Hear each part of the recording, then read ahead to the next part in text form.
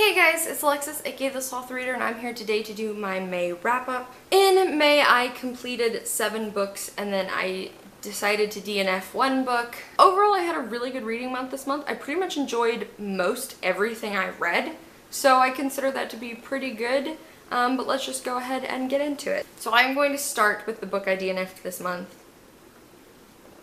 That is probably going to upset a lot of people, and I'm sorry. I tried.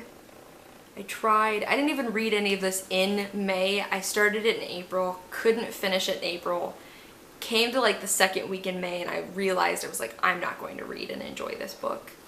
And that, my dear friends, is A Court of Mist and Fury by Sarah J. Maas. I made it 220 pages into this book and decided I don't think this story is for me. In those 220 pages, I wrote a review on Goodreads that you can go read, so I won't go into it all in here, but I found myself unable to connect to the story. I couldn't connect to the story, the characters, the romance, none of it. I mean, I was talking to a friend of mine and I was like, I'm 220 pages into this book and I literally don't care how it ends. I have no care at all if any of these characters died. And I think that when you admit that to yourself, that's when you have to decide that the book you're reading isn't working. I definitely see why so many people love this book, and I understand that this book has a lot of merits. When it just didn't work for me.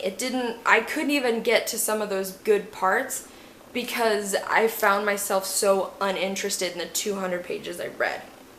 Now, I'm DNFing it for now, but I'm not completely giving up on the idea of picking it up again someday. This book that I'm going to talk about that I listened to on Overdrive, read by Moira Kirk, was Queen of Hearts by Colleen Oakes. This I ended up giving a 2.5 stars to. I enjoyed it, I just don't think it's a very good book.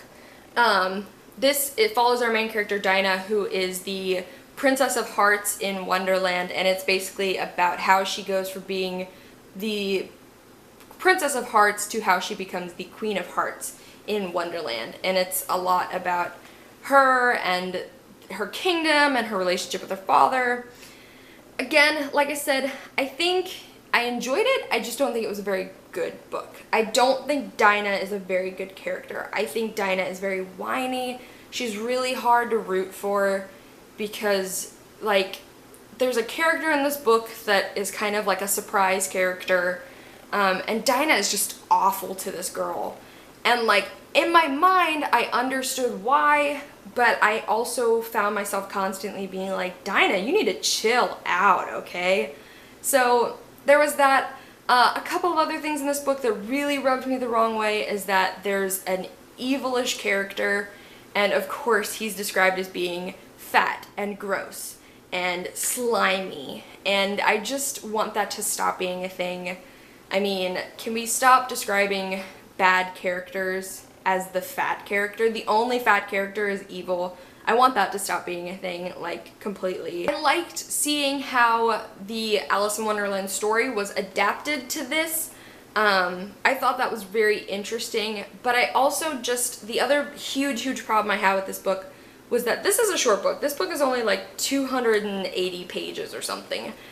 This book felt like the first fourth of another book. This felt like it shouldn't have been a book on its own. This really didn't have like a story arc.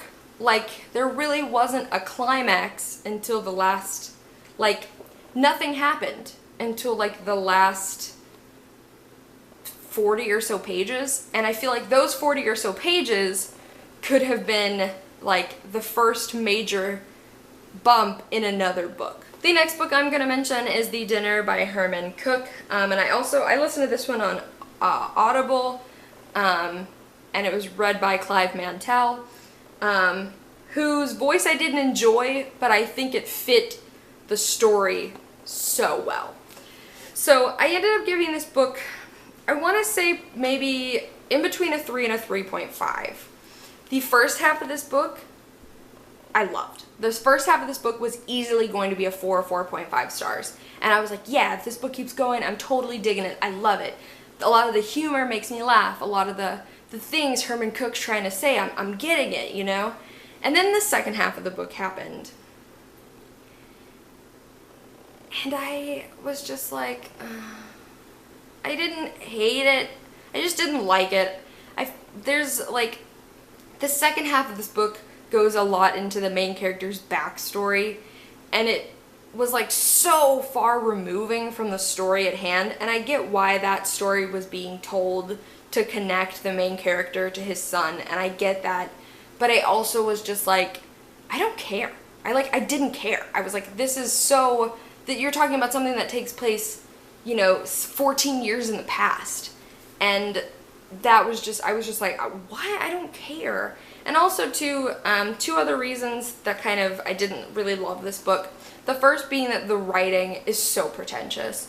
Like, the writing is really pretentious, and it's really stiff for me. Also, this could be because I was listening to it on audiobook, I'm not sure, but this takes place all in the span of a dinner, but there's a lot of flashbacks, and there's a lot of, well, this took place 6 months ago. But every time it switches back to 6 months ago, it doesn't tell you it's 6 months ago. It's just like, it starts talking and then it's like 3 paragraphs in, you're like, that night such and such happened. And so you're like, wait, what? Like, there's a scene where the main character's talking to his son in present while having a flashback about talking to his son in the past.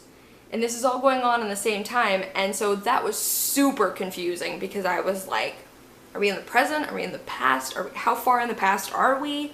Because nothing is on limits, you know, off limits apparently. So I can see why this doesn't have a very high rating, because I wouldn't give it a very high rating, which was really upsetting because the first half of this book was awesome. The next book I'm going to mention is one that was also kind of a disappointment because I was hoping to love this book and I just didn't.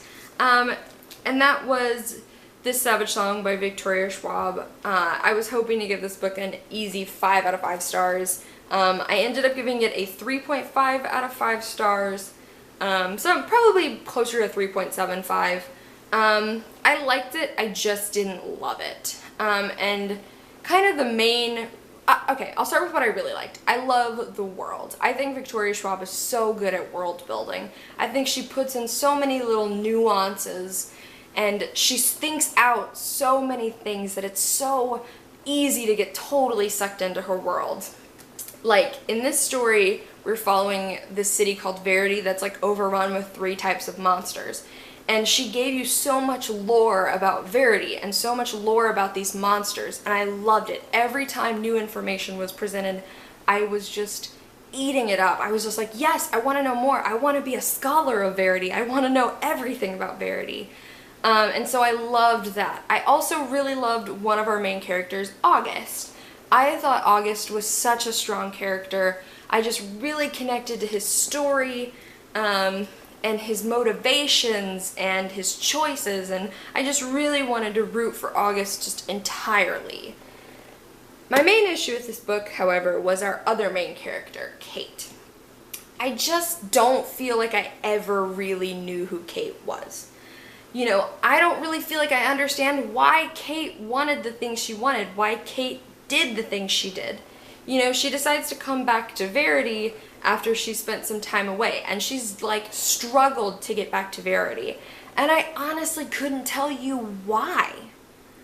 I don't know why Kate wants to be like her father. Like, it's not a compelling enough reason for me to believe it, and I don't really feel like I could tell you anything about Kate Harker. You know, not like I could with August. I feel like I could tell you the things that August likes, the dreams August has, and I can't do that with Kate. So that was so disappointing because I was so heavily connecting to one of the characters, and the other main character just felt really flat for me. Also, another thing I do have to knock is that Kate Harker felt very, very similar to one of V.E. Schwab's other characters, Delilah Bard, in her Shades of Magic series. I felt like they were very similar. And so that was really disappointing too, because I felt like I was just reading a younger Lila Bard. And that was really disappointing because I wanted Kate to be her own character, and she just didn't feel like that. The next book I'm going to mention was a shocker for me. I wasn't expecting to like it as much as I did, and that is A Crown of Wishes by Roshani Chokshi. This is the companion to Chokshi's first book, The Star-Touched Queen, which was one of my least favorite books I read last year. It was one of my most disappointing reads last year. I ended up giving The Star-Touched Queen 2 stars. So I was super hesitant about picking up A Crown of Wishes, but I got it on overdrive for my library. I actually really enjoyed it. I ended up giving A Crown of Wishes 4 stars. And pretty much the reason I liked A Crown of Wishes better is because all of the things I didn't like in A Star-Touched Queen were not in A Crown of Wishes. In A Star-Touched Queen, I didn't like the main character, Maya. In The Crown of Wishes, I liked both main characters. I really liked Gowri and Vikram. In The Star-Touched Queen, I didn't like the romance. It felt like insta-love.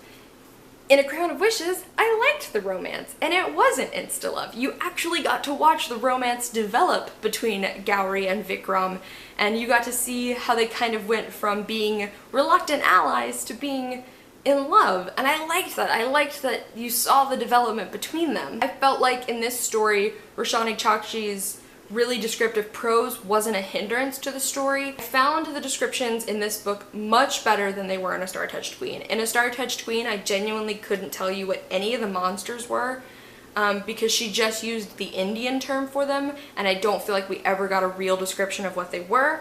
However, in A Crown of Wishes, I found the descriptions a lot better. There were still times when I couldn't really picture what this creature was. I don't feel like I got a clear image. But overall, I think Chokshi's writing was a lot better in A Crown of Wishes than it was in A Star-Touched Queen. And overall, yeah, I was really surprised by how much I enjoyed A Crown of Wishes. I thought the ending dragged on a little bit, which was a bit of a disappointment, because I kind of was just like, I know this thing's about to happen, but I kind of just want it to happen. But overall, yeah, gave it 4 stars, and I pleasantly was surprised by how much I enjoyed it. The next one I'm going to mention is another one I read on audiobook, and that is Prodigy by Marie Lu. I wanted to finish reading the Legend trilogy this year, so I went ahead and started Prodigy in April and then finished it in May. And I gave this one 4 stars like I did Legend. I really enjoyed the Legend trilogy for the most part. I find I really like both June and Day as main characters.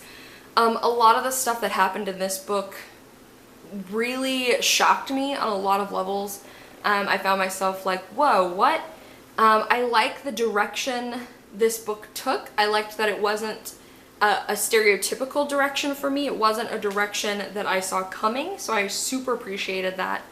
I liked seeing June and Day's relationship, kind of the things it's going through, and especially like the ending in this book and just the lead into the next one just drove me crazy in like a really good way too. I really have come to really like Marie Lu as a writer. I think she does a completely stellar job at creating characters that you just really want. You want to see them succeed so bad, and I felt that about both June and Day. The next book I'm going to mention is Defy the Stars by Claudia Gray. I also got this one on overdrive as an ebook. And I flew through this book. I ended up giving it 4 stars because I do think that there was a couple of hiccups here and there, but overall I really enjoyed this. This is about basically a futuristic world where this newly colonized planet is fighting against Earth. They've been fighting against each other for like 100 years. And so one of our main characters, Noemi, has discovered this AI who's been basically like sleeping for 30 years named Abel, and they become reluctant allies to try and save Noemi's home planet, Genesis. I really liked this. I thought this was super action-packed. I felt like there was always kind of something going on. I liked a lot of the stuff talked about in this book. You know, this book has a lot to do with like environmentalism. That's a huge portion of this book. It also has a lot to do with like discussions of terrorism and like intent regarding terrorism. So like those were 2 things I really liked. I also just really liked both of our main characters, Abel and Noemi. I thought they were both characters I really wanted to root for. I loved seeing them go from you know, people who were really reluctantly helping each other and other things that I don't want to spoil, to, you know, being very, very close. I loved that. I loved seeing that. The only reason I didn't give it 5 stars is because I feel like this book was long. This was like a 500-page book, and I think that this book on its own could have easily been probably 2 books, even possibly 3, and we could have drawn out some of the stuff that happens. And I would have liked that because a lot of the moments that were happening I loved, and then they felt like they were over way too soon so that these characters could move on to the next thing that was going to happen. So that I do kind of wish it had been broken up into 2 books rather than 1 large book, because I think so many awesome things could have easily been expounded upon. The last book I'm going to mention, my favorite book of the month. If you guys have been on my channel for any length of time, you'll know that I haven't mentioned a particular book that's been a pretty constant in the last couple of months. So you're probably going, And my favorite book of the month, the book I gave 5 out of 5 stars to, was The Last Olympian by Rick Riordan. You remember how last month I said The Battle of the Labyrinth was my favorite book in the series? I lied. It's The Last Olympian. I loved this book. This might actually be my favorite concluding novel in any series I've ever read. I loved this book. This book had me feeling all the things. I was like in Perkabeth heaven. I was just, this book had me crying at so many parts. And this was so action-packed. The action in this book literally lasted like 340 pages of the 380-something pages that this book is. This was so action-packed. Stuff was constantly happening, which I appreciated, because so many times in books when there's like a war, there really isn't that much action. So I was like, oh. So I appreciated that this was so much action. This was like a bunch of action with like character moments in between, and I liked that. I thought it was perfect for how hyped up the events in this book were in the previous book. So I think definitely delivered on that. Another reason I think this is the best book in the series is because I've constantly criticized the first 4 books for being very formulaic. You know, it's all about a quest, and along the quest, X, Y, and Z happens, Percy saves the day. That's literally, you can fit The Lightning Thief, Sea of Monsters, The Titan's Curse, and The Battle of Labyrinth all in that formula. That wasn't the case with this book. This book did not follow that formula at all. I really love this book. Finishing the series, I can 100% say that this is one of my all-time favorite series now. I've completely fallen in love with it. I totally get the hype. Alright guys, so those was my May wrap-up. I feel like I rambled a lot about everything I read this month, but I feel like I had a lot to say about everything I read this month. So I'd love to hear what your favorite read of May was, and I'll see you guys soon with another video. Bye!